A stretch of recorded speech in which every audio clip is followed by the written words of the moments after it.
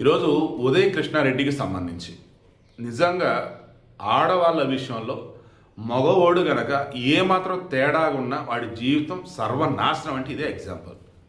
ఒక మగవాడికి 5గురితో రిలేషన్స్ ఉన్నాయి. ఓకే, 5గురితో కూడా వాడు చాలా బాగున్నాడు. ఒక్కొక్కరు ఒక్కొక్కలాగున్నా వేరే వేరే చోట్ల ఉన్నా 5గురితో బాగున్నాడు. దాన్ని అనుకోకుండా 5గురిలో 2, 3, 4, 5 కలుసుకున్నారు.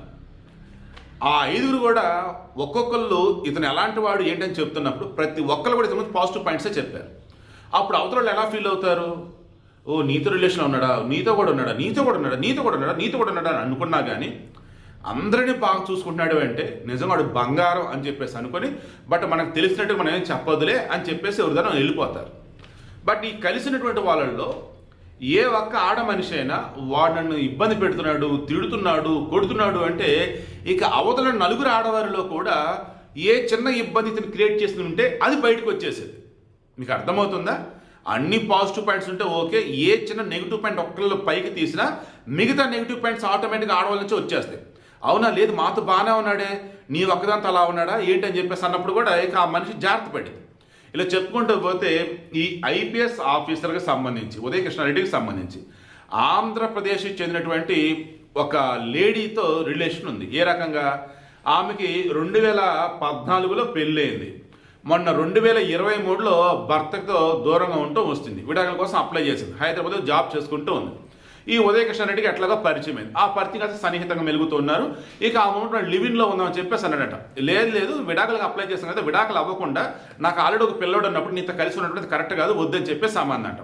సరే, ఈ లోపు నువ్వు చేస్తున్న ప్రైవేట్ జాబ్ ఏదైతే ఉందో అది ఎందుకు అక్కడ వదిలేసి నేను ఒక ఐఏఎస్ ఇన్స్టిట్యూట్ దానిలో జాయిన్ చేపిస్తా అంటే ఒక ఇన్స్టిట్యూట్ చెప్తే ఇప్పుడు అక్కడ జాబ్ చేసుకుంటోంది. ఇలా జాబ్ చేస్తున్న మూమెంట్లో అతను ఆల్రెడీ ఐపీఎస్ ట్రైనింగ్లో ఉన్నాడు కదా. ఈ ట్రైనింగ్లో ఉన్న మూమెంట్లో ఈ లేడీ ఐపీఎస్ ఎవరైతే ట్రైనింగ్ ఉన్న పర్సన్, ఇక్కడ విక్టిమ్ అన్న పర్సన్ ఎవరైతే ఉన్నారో మరి వీళ్ళిద్దరికి రిలేషన్ అలాడో ఆమెకు తెలిసింది. ఒక రోజు వచ్చి ఆమెను కలిసినప్పుడు ఏంటి నీతో రిలేషన్లో ఉన్నాడంటే అవునని ఆమె చెప్పింది. నాతో కూడా ఉన్నాడు కానీ నరకం చూపిస్తున్నాడు నాకు, ఎంత దారుణంగా అంటే కొడతాడు, తిడతాడు, బూతులు అంటాడు, వాడు ఇష్టం అయిపోతా ఉంది, నా వల్ల కావట్లేదు, అటువంటి వాడితో మరి నువ్వు ఎలా ఉంటావు ఏంటని చెప్పేసి చెప్తే ఇక ఆమె కూడా కొన్ని కనపడ్డాయి ఇతనిలో మైనస్ పాయింట్లు, నెగిటివ్ పాయింట్లు. దాంతో ఇక ఆమె నెమ్మదిగా దూరం జరిగింది. ఇక అది తట్టుకోలేకపోయాడు ఈ ఉదయకృష్ణ. ఇక అప్పటి నుంచి ఈ లేడీ ట్రైనింగ్ ఆఫీసర్ ఇంకా కొడతాం, వేధించడం ఇలా చేస్తుండేట. ఏది పోలీస్ అకాడమీలో ఉంటూ కూడా. ఇక అలా ఉంటున్న మూమెంట్లో నీకు దండారావు అని చెప్పేసి మేలో ఐఏఎస్ ఆఫీసర్ ఆమె పెళ్లి చేసుకుంది. ఇక ఆ తర్వాత కూడా ఇతను ఇలాగే వేధిస్తుంటే ఇక తట్టుకోలేక మొన్న వెళ్ళి కేసు పెట్టింది. ఇప్పుడు పోలీసులు విచారణ చేసిన మూమెంట్లో దగ్గరగా 20 మంది సాక్షుల దగ్గర వాంగ్మూలాలు తీసుకున్నారు.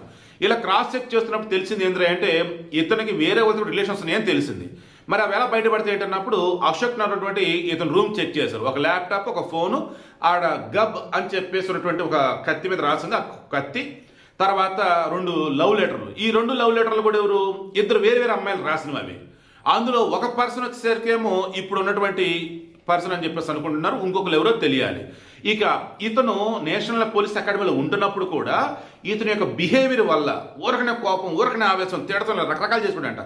ఇలా చాలా మందితో మిస్బిహేవ్ చేశాడంట. దాంతో ఇప్పుడు వాళ్ళంతా కూడా ఓరల్గా కంప్లైంట్ ఇస్తున్నారు. రిటర్న్ ఫార్మ్లో ఓరల్గా కంప్లైంట్ ఇస్తూ ఉన్నారు.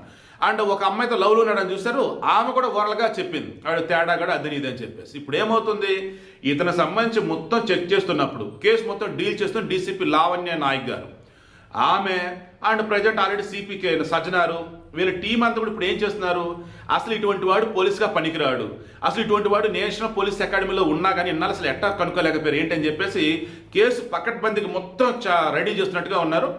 నాకు అనిపిస్తుంది కదా, ఇతను ఒకవేళ సుప్రీంకోర్టు జడ్జిమెంట్ల వల్ల మేజర్లు కదా, ఇష్టపడ్డారు కదా, దాన్ని చిన్న గొడవలు కామనాలు అనుకుంటూ ఇతను తీర్పులో ఒకవేళ ఇతను అనుకూలంగా ఉన్నా బట్ ఐపీఎస్ ప్రొబేషన్ పీరియడ్లో ఉండగా ఈ రకం చేశాడంటే అతనికి ఐపీఎస్గా రాదు.